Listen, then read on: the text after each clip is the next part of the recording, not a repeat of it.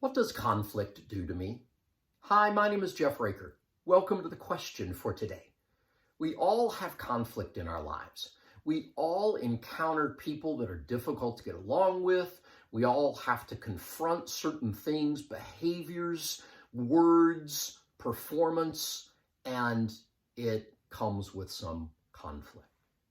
Some people actually thrive in conflict. Sometimes they create it just because they're really good at dealing with it. That's not helpful, but they don't mind walking into that. There's some balance that's needed there. Don't just be a bully. Walk in and be aware that you're speaking with a human being. Now, there's other people who, boy, conflict just raises the hair on the back of their neck. It just paralyzes them, makes them want to run away.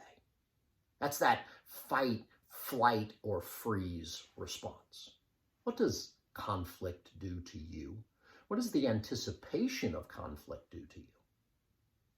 Depending on how you answer that question, make some choices to move toward a path where you normalize conflict. Conflict doesn't mean people won't like you. Conflict doesn't mean that you have to get your way. And conflict doesn't mean you're going to agree.